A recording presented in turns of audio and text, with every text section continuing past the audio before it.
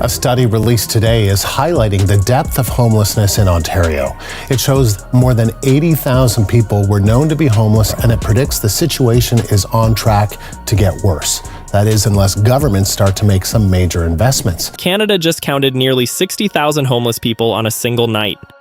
Fall 2024, the national point-in-time count found homelessness has almost doubled in 6 years. September 2025, Barrie, Ontario declared a state of emergency over 20 active homeless encampments. January 2025, Ontario municipalities reported more than 80,000 homeless, up 25% since 2022. Without intervention, homelessness in Ontario could double again in the next decade, reaching nearly 300,000 people. This isn't a housing shortage. This is Canada's social safety net collapsing in real time. January 2026. I'm going to break down exactly what's happening in Canadian cities, why mayors are declaring emergencies, how tent cities are spreading from Toronto to small towns, and what this means for communities across the country. Because while politicians debate policy, 60,000 Canadians sleep outside tonight. Subscribe to this channel if you want to understand how Canada's homeless crisis exploded beyond control. Fall 2024, nearly 60,000 people experiencing homelessness on a given night in Canada. Over the past 6 years, the total homeless population on a single night has almost doubled. The share experiencing homelessness in unsheltered locations, including encampments, has grown from 14% in 2018 to 28% in 2024. Let me spell that out. 2018, 14% of homeless Canadians sleeping outside, in tents, under bridges, in parks. 2024, 28% sleeping outside.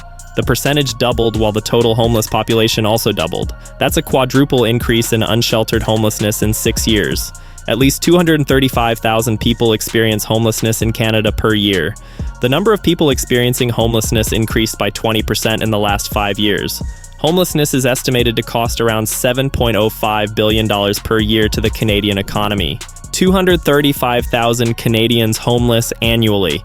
That's more than the population of Saskatoon, more than Regina, an entire mid-sized Canadian city worth of people with nowhere to live. And it's costing the economy $7 billion. Emergency services, healthcare, criminal justice, shelters, all because Canada won't build affordable housing. Now let me show you what's happening in specific cities. September 2025, Barrie, Ontario, population $150,000, declared a state of emergency. The city now has 20 active encampments. Barrie, not Toronto, not Vancouver. Barrie, a mid-sized city north of Toronto that used to market itself as affordable with a growing economy. 20 tent cities. Mayor declaring an emergency because the community has simply run out of time. Barrie's mayor described a major increase in tents along city streets, multiple fires being set, a tent found with drug money, drugs, multiple crossbows and a pistol, assaults, rampant drug use, overdoses, theft, exposure to needles, defecation in doorways, increased encampments, and public indecency. This is what happens when homelessness overwhelms a city. Not just people needing shelter, entire communities deteriorating, residents finding needles in playgrounds, businesses dealing with human waste in doorways, fire departments responding to tent fires, police finding weapons caches, and Barrie isn't alone. Toronto declared a state of emergency on homelessness in May 2025 after similar moves by Hamilton, Niagara Falls, and Ottawa. Toronto has approximately 10,418 homeless people, the most of any Canadian city. 10,418 people in Toronto, Hamilton declaring emergencies, Ottawa declaring emergencies, Niagara Falls, a tourist city, declaring emergencies over homelessness. Hamilton, more than 1,615 people counted as homeless. City held town halls that drew more than 1,000 people to discuss encampment zones. 1,000 people showing up to a town hall about homeless encampments. That's not apathy. That's a community in crisis trying to figure out what to do when tent cities appear in their parks. Now let's look at smaller communities. Major homeless encampments exist across Atlantic Canada, with an estimated 800 in Halifax, Nova Scotia, and 900 in St. John's, Newfoundland. Halifax, 800 homeless. St. John's, 900 homeless. These aren't major metropolitan centers. These are Atlantic Canadian cities that historically never had visible homelessness at this scale. Now they have hundreds living in tent cities. January 2025, Ontario municipalities reported more than 80,000 homeless in 2024, up more than 25% since 2022. Without significant intervention, homelessness in Ontario could double in the next decade and reach nearly 300,000 people in an economic downturn. 80,000 homeless in Ontario alone, up 25% in 2 years. And projections show it hitting 300,000 within a decade if current trends continue. That's nearly the entire population of London, Ontario becoming homeless. The crisis stems from decades of underinvestment in deeply affordable housing, income support, and mental health and addictions treatment, combined with escalating economic pressures on communities. Ontario is the only province where responsibility for social housing has been downloaded to municipalities. Ontario's provincial government downloaded the entire homelessness crisis to cities, told them, "You figure it out." Meanwhile, cities don't have the tax base or legislative power to solve systemic poverty, mental health crises, or addiction epidemics. Municipal funding for housing and homelessness programs totaled more than $2.1 billion in 2024.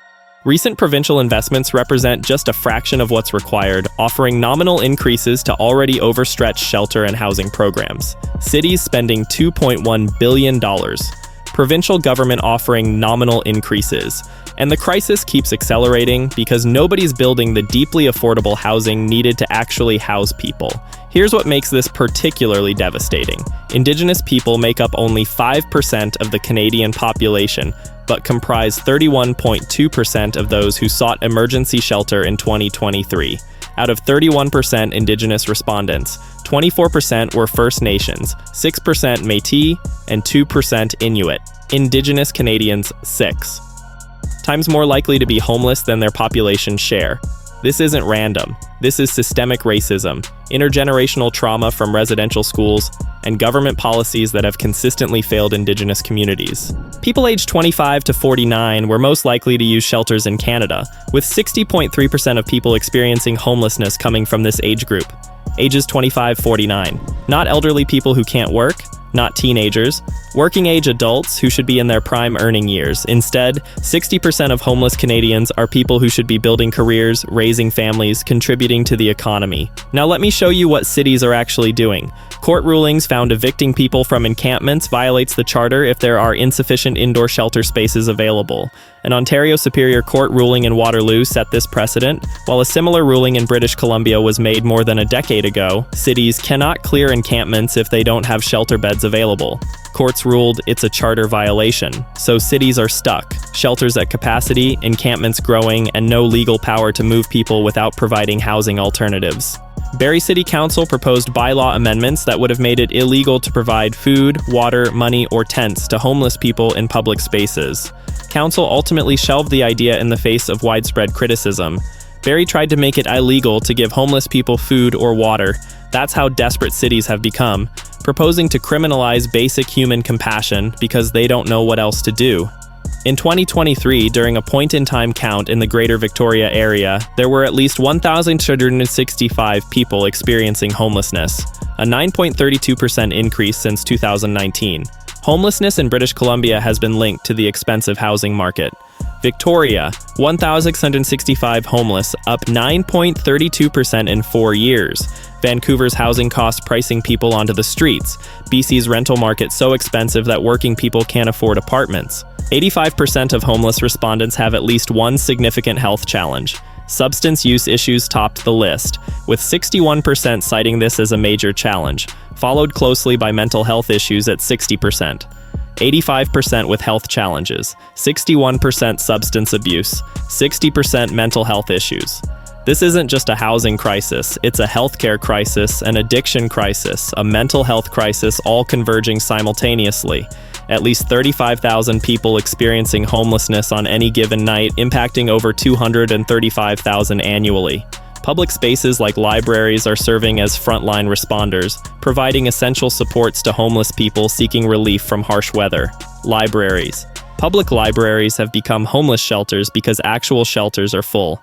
Librarians trained to help people find books, now dealing with overdoses, mental health crises, and people seeking warmth during winter.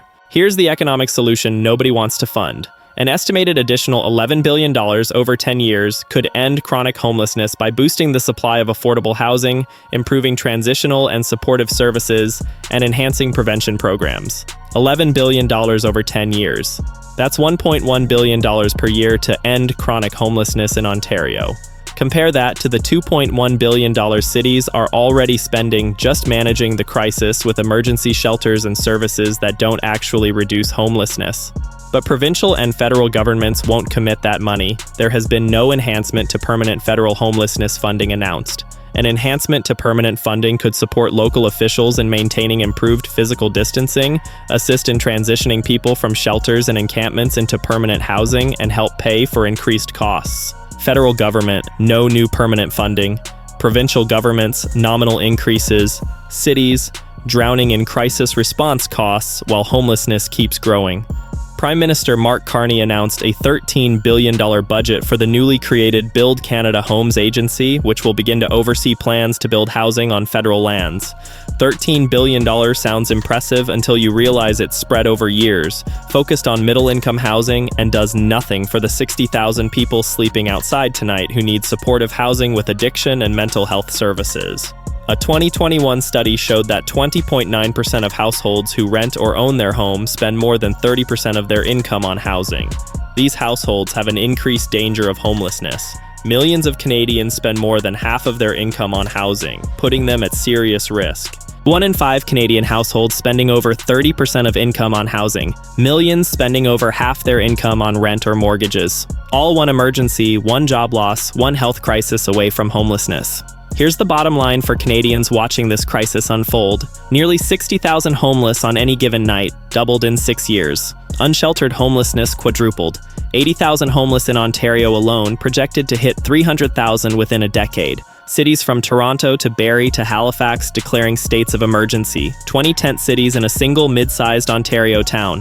$7 billion annual economic cost. Libraries becoming shelters. Courts blocking encampment clearances because shelter capacity doesn't exist. Indigenous Canadians 6 times overrepresented. 85% with significant health challenges. And government response? Cities spending $2.1 billion on crisis management. Provincial government offering nominal increases. Federal government announcing housing plans that won't help people sleeping outside tonight. This story will define Canadian cities for the next generation. Stay tuned.